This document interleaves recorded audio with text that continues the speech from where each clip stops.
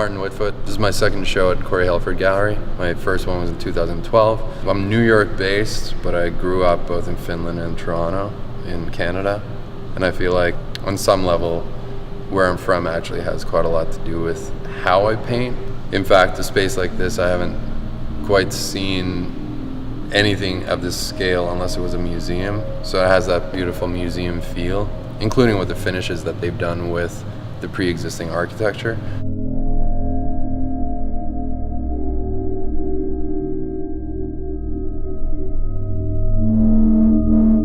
I have a new place that I bought a few years ago in upstate New York.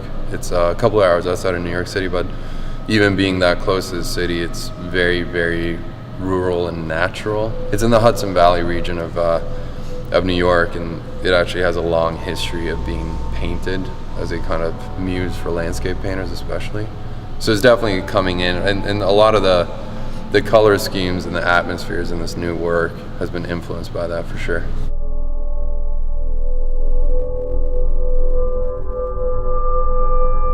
The Archaic Revival is a title and theme that was originally presented in that, he came up with the term by Terence McKenna.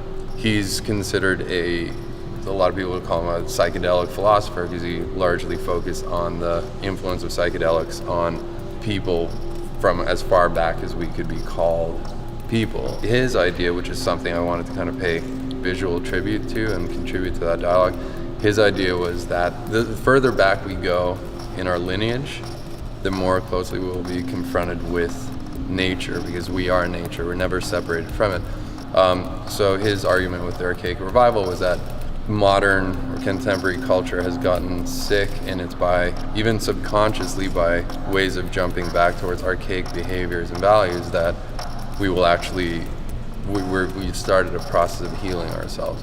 In the form of artwork, there's a kind of archaic underpinning to a lot of this stuff that we're doing. The way forward is actually to look back at our history, but we have to look pretty far back to see how did we originally live in more of a harmony, in more state of equilibrium with nature, because currently that's not the case.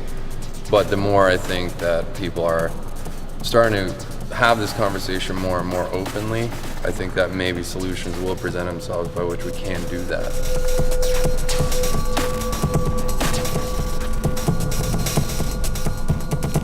So often the animals, they have to contend with landscapes or environments that our species has set in place. So there's often a remnant of our technology or industry in these pieces, and the animals are simply sort of struggling to survive in them. But in a lot of cases in these paintings too, the animals represent kind of the transcendence or the re-emergence of nature. So I don't tend to think of my paintings as explicit paintings about animals, and in fact a lot of the paintings have symbolism through the animals about our own condition. Hey, maybe we can see some of ourselves in these paintings as well.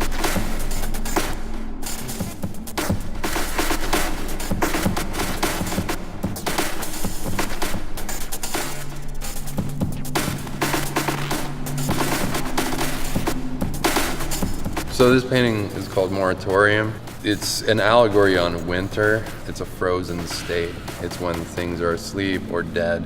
With this piece, I wanted to symbolize the current state of America's dominion over vast parts of the world, which is often a kind of blundering giant. Now, it's also making reference to the bullfighter, the matador's flag, I guess he uses, that is to entice the bull to fight. Now in this case it's doubling up as a blindfold, as well as if you carry it through the piece, it almost resembles a kind of trail of blood.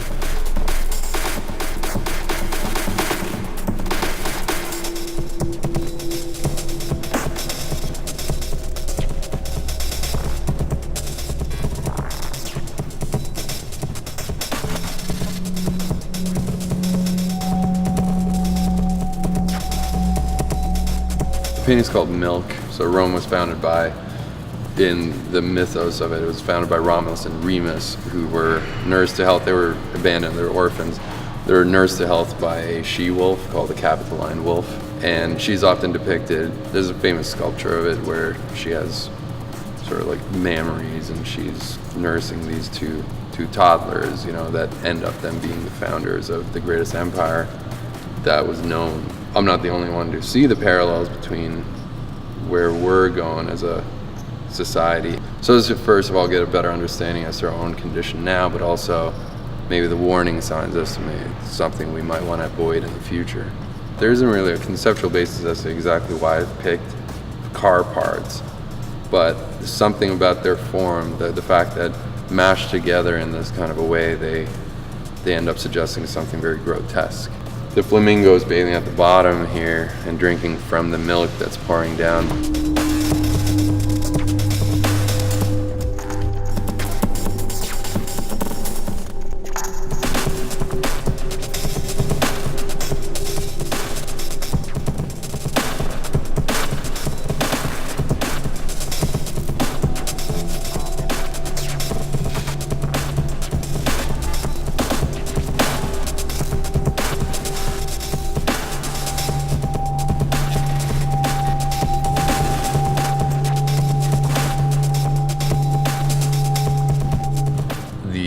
Founder of a foundry down in Arizona who has worked with other artists who I'm familiar with in the past. And he actually approached me about doing this project together, where he said, hey, we could take your paintings, essentially any painting I wanted to, and convert them into bronze if we wanted. So knowing this show was coming up too, we decided on a couple of images from previous pieces just to see how my visual vocabulary would translate into the 3 dimensions. So the sculpture studio I'm talking about is called Metal Physics. They're down in Arizona, and so I flew down there as we had gone sort of further along getting these into the clay stage, and then we worked on getting the clay to be exactly what we wanted before we poured it into bronze.